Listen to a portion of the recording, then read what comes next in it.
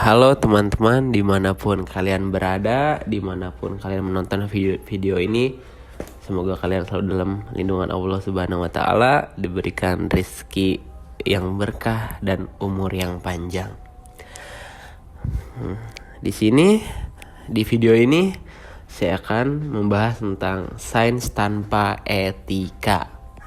Pernah nggak sih teman-teman berpikir gimana jadinya kalau sains ilmu pengetahuan tanpa etika itu gimana gitu jadinya ya kan? Sains ada kan untuk memajukan umat manusia gitu, untuk majuin perkembangan zaman gitu kan, ada faktor sainsnya gitu, faktor penting hadirnya sains gitu. Tapi apa jadinya gitu ya kalau misalkan sains itu kan identik dengan eksperimen gitu ya. Eksperimennya itu tanpa ada batasan-batasan etikanya. Gimana jadinya? Ngeri kan, pastikan eksperimen yang seharusnya dicoba di kelinci percobaan, malah ini diuji cobakan langsung kepada manusia. Bayangin, ngeri-ngeri sedap gak tuh ya kan? Eksperimen yang gila ini, yang bisa dibilang gila ini banyak terjadi pada zaman terdahulu gitu. Kalau saya belum lahir sih ya, nggak tahu deh yang nonton video ini udah lahir apa belum. Eksperimen gila yang pertama. Eksperimen gila yang pertama itu eksperimen sifilis di Amerika Serikat. Pada tahun 1930-an Amerika Serikat diserang wabah penyakit sifilis nih guys. Yang terjadi itu akibat infeksi yang ditularkan lewat seks, dalam tanda kutip seksnya seks bebas ya. Jadi sifilis ini menimpa 1 dari 10 warga Amerika dengan gejala borok dan ruam menyakitkan yang dapat bertahan hingga 2 tahun. Jadi penyakitnya itu bisa bertahan sampai 2 tahun tuh guys. Bayangin deh selama apa gitu kan. Ada borok, ada ruam yang sakit gitu. Di tangan gatel lah ibaratnya gitu kan. Kalau kata kita mah buduk gitu ya. Tapi selama 2 tahun, bayangin deh sama kalian. Oke, kita lanjut. Setelah gejala awal tadi, jadi stadium akhirnya ini tuh bisa lebih parah guys. Menyebabkan kerusakan organ tubuh gitu kan. Kerusakan organ, gangguan pada jantung dan otak, bahkan kebutaan. Jadi bisa sampai buta nih penyakit ini tuh. Jadi penyakit itu sulit untuk memperlambat penyebaran penyakit ini gitu. Jadi penyakit itu berkembang sangat pesat gitu kan. Akhirnya para ahli itu memperingatkan terhadap seks tanpa kondom. Jadi yang mau seks itu harus pakai kondom gitu ya. Jadi nggak boleh melakukan seks tanpa menggunakan kondom gitu kan. Dan parahnya pengobatan yang ada menggunakan merkuri dan bismut dianggap bukan pengobatan yang terbaik dan berpotensi berbahaya gitu. Jadi mereka tuh ada nih pengobatan, tapi pengobatannya itu berbahaya guys. Saat ini logam-logam tadi digolongkan sebagai racun, tetapi saat itu para dokter masih belum tahu bahaya dari benda itu. Di tengah ketidakpastian tenaga kesehatan, dua pernyataan kunci, apakah sifilis stadium akhir menanggung risiko perawatan yang ada, atau apakah ras individu penderita mempengaruhi perkembangan penyakit gitu. Jadi ada faktor ras itu mempengaruhi apa enggak gitu. Jadi pertanyaan tuh di sini ya. Banyak dokter beranggap sifilis mempengaruhi sistem saraf pada pasien berkulit putih dan sistem kardiovaskular pada pasien berkulit hitam. Ada sedikit bukti untuk mendukung teori ini, tetapi Dinas Kesehatan Masyarakat Amerika Serikat bertekad terus menyelidiki. Pada tahun 1932 mereka membuat percobaan massal. Nih dimulai nih percobaannya. Di daerah Tuskegee, Alabama yang berada di Amerika Serikat. Kota itu telah memiliki 1 rumah sakit kecil dan menjadi kota bermukimnya banyak calon partisipan. Dinas bekerja sama dengan dokter dan perawat untuk merekrut sekitar 400 pria berkulit hitam gitu. Jadi yang jadi bahan percobaannya itu 400 pria berkulit hitam dan juga 200 pria berkulit hitam yang non sifilis sebagai kelompok kontrol. Tapi rencana perekrutan ini penuh dengan kebohongan. Sejatinya peneliti ingin mengetahui bagaimana sifilis berkembang dengan pengobatan minimal, tetapi para pasien dibohongi akan mendapat pengobatan gratis untuk penyakitnya. Jadi mereka itu dibohongin gitu ibaratnya. Mereka tuh dijanjikan dengan pengobatan gratis untuk penyakitnya, tapi padahal mereka tuh dijadiin kelinci percobaannya nih para dokter-dokter jahat ini. Awalnya peneliti memberi obat standar kepada para peserta, tetapi segera digantikan dengan obat placebo dengan alasan palsu, memberikan pengobatan khusus. Peneliti memberikan tusukan tulang belakang yang menyakitkan dan invasif untuk menyelidiki akibat neurologis penyakit itu.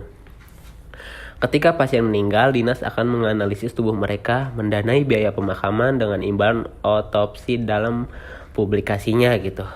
Mereka menyebut subjek penelitian sebagai sukarelawan untuk menutupi kebohongan mereka.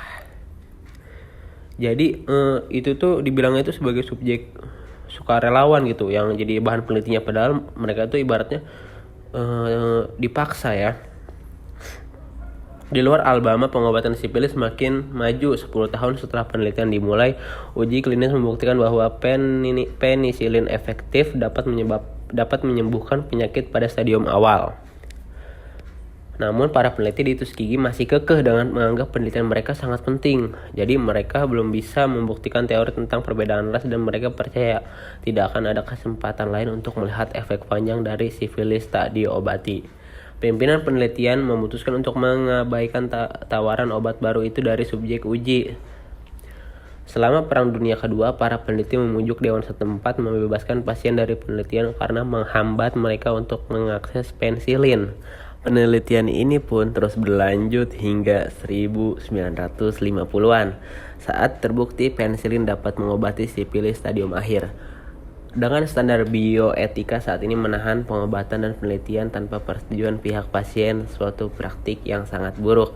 Tetapi praktik tersebut masih umum ditemui pada sebagian besar abad ke-20 pada tahun 1940-an. Penelitian Amerika Serikat di Guatemala menginfeksi banyak tahanan, pekerja seks, tentara, dan pasien gangguan jiwa dengan mikroba menular terkait seks untuk memperoleh calon obat, dan penelitian lain sepanjang tahun 50-an dan 60-an. Para dokter diam-diam menginfeksi pasien dengan virus hepatitis atau sel kanker. Akhirnya para peneliti memulai keberatan dengan eksperimen yang tidak adil ini. Pada akhir tahun 60-an, pelacak kontak IMS bernama Peter Buxton meyakinkan dinas untuk mengakhiri penelitian itu, tetapi pimpinan menghiraukannya. Akhirnya Buxton angkat bicara kepada pers pada 1972, tepatnya pada bulan Juli. Laporan peneliti Tuskegee menjadi berita utama di dunia. Setelah protes keras dari publik, penyelidik pusat, dan gugatan, penelitian akhirnya ditutup pada 1972. 40 tahun setelah berjalan atau 30 tahun setelah obat sifilis baru sudah ditemukan, tidak terbukti perbedaan ras mempengaruhi penyakit ini. Karena ketika penelitian berakhir, hanya 74 dari 600 subjek yang masih hidup, 40 dari istri mereka dan 19 dari anak-anak yang telah tertular penyakit sifilis. Kemungkinan dari suami dan ayah mereka. Setelah tragedi ini dan kekhawatiran tentang eksperimen yang serupa, Kongres membuat peraturan baru untuk etika penelitian dan form persetujuan. Tetapi rasisme sistemik terus merasuki pengobatan dan penelitian medis di seluruh Amerika Serikat. Untuk mengatasi masalah ini butuh perubahan struktural, akses pengobatan lebih baik, dan kejelasan peneliti tetap menjadi paling penting. Benar-benar gak ada etika banget kan, itu merusak moral-moral yang ada gitu kan, merusak citra dan juga etika sains gitu kan. Benar-benar gak manusiawi ini tuh. Eksperimen gila yang kedua itu ada eksperimen Naji nih guys ya. Siapa sih yang gak tahu Naji gitu, bahkan di zaman sekarang aja Naji masih terkenal gitu, kejamnya masih ada gitu, sejarahnya tuh masih terus dikenang karena benar-benar kejam gitu kan. Pada masa jayanya Naji memang dikenal banyak menggunakan pesawat terbang untuk melakukan invasi ke berbagai negara. Oleh karenanya dibutuhkan sistem keamanan yang tinggi untuk para pilot yang diterjunkan ke medan perang. Salah satu dokter Naji bernama Sigmund Rascher mencoba meneliti dampak ketinggian terhadap para pilot dengan menggunakan tahanan perang di penjara Dachau sebagai objek penelitian. Jadi si Naji ini menggunakan tahanan perang sebagai objek penelitian nih guys. Yang terjadi sekitar tahun 1942. Dibantu oleh peneliti lain, si dokter Rasker ini menempatkan para tahanan di sebuah ruang khusus yang sengaja diatur memiliki tekanan udara rendah seperti di ketinggian 20 km di atas permukaan tanah. Jadi ruang khusus itu ditaruh nih si objek percobaan, yaitu para tahanannya itu kan. Jadi seolah-olah mereka tuh berada di ketinggian 20 km guys, di atas ketinggian gitu. Gak bisa ngebayangin sih gimana gitu kan, gak ada udara, tekanan udaranya tinggi. Dengan keadaan lingkungan seperti itu, tentu saja para tahanan lama-kelamaan akan mati dan lemas. Bahkan setelah ketika para tahanan hampir meninggal, si dokter Raster ini membedah isi kepala mereka untuk mengetahui dampak ketinggian ekstrim pada otak dan pembuluh darah manusia. Eksperimen ini meminta korban hingga 80 orang dari total 200 tahanan. Wah, gila sih, udah dijadiin objek penelitian yang kejam. Terus pas mereka hampir meninggal, isi kepalanya dibedah gitu. Bener-bener gak manusiawi gitu kan. Pada akhirnya sekitar 120 objek penelitian sisanya dibunuh secara sadis. Wah benar gila sih. Terus penelitian Naji juga gak cuma itu guys. Ada juga penelitian yang mempelajari cara transplantasi bagian tubuh dari satu orang ke orang lain. Wah, jadi eksperimen itu kayak memotong tangan si A gitu, disambung ke badan si B gitu, ke orang yang beda badannya gitu, anggota tubuhnya. Wah, bener-bener gak manusiawi, bener-bener kejam ini mah. Psikopat sih masuknya. Para dokter Naji melakukan eksperimen transplantasi kaki, tangan, dan bagian tubuh lain milik para tahanan di camp Ravensbrück. Tanpa disadari, dengan pengetahuan yang cukup, para dokter itu dengan sengaja mengamputasi bagian tubuh tahanan untuk ditransplantasikan ke tahanan lain gitu. Transplantasi serupa juga dilakukan pada jaringan tulang dan otot untuk mempelajari regenerasinya beralih ke tubuh. Regenerasinya ketika beralih tubuh. Jadi nggak cuma bagian badan aja tuh guys, jadi ada otot, ada tulang gitu kan. Terus ternyata yang lebih mencengangkan, eksperimen itu sia-sia. Dianggap telah menyebabkan kesakitan luar biasa hingga kecacatan permanen pada manusia yang menjadi objek penelitian. Hal itu belum termasuk korban meninggal yang diperkirakan tidak sedikit jumlahnya. Wah, bener-bener gila ini guys.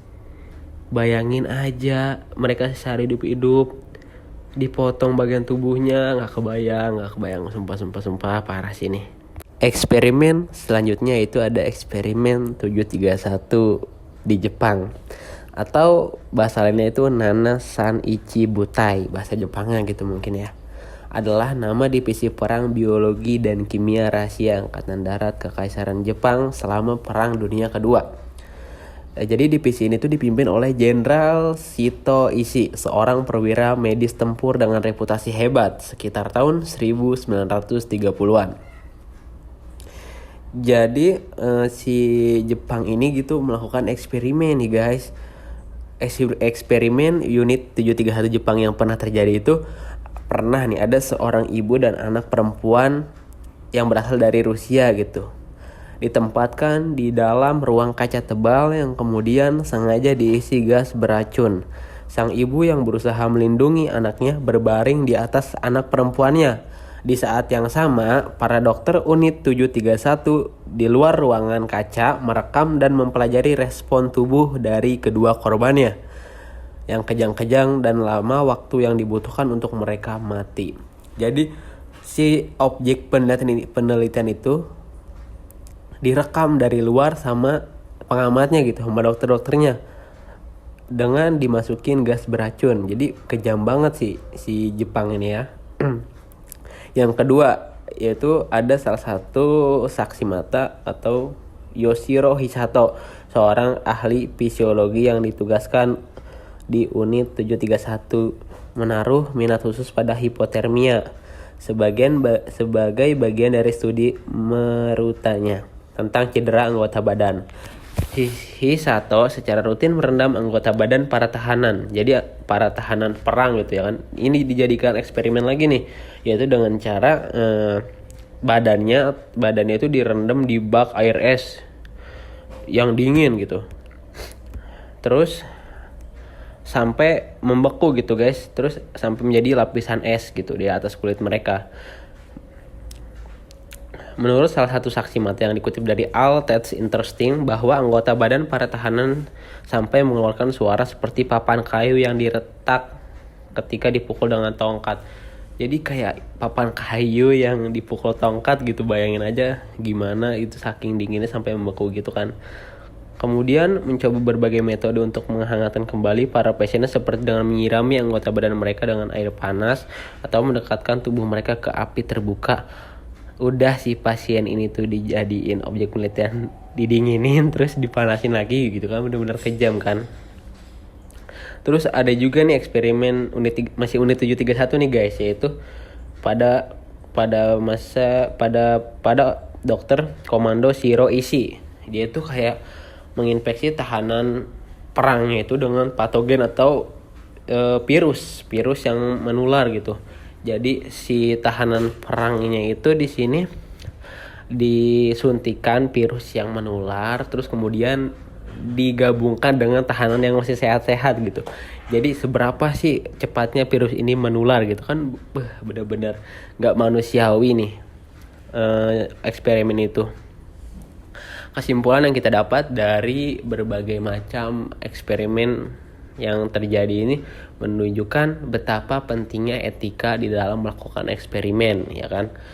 Kalau misalkan kita punya sains, kita punya ilmu pengetahuan, tapi kita nggak punya etika gitu kan, itu bakal disalahgunakan gitu. Jadi nggak mempunyai batasan tersendiri.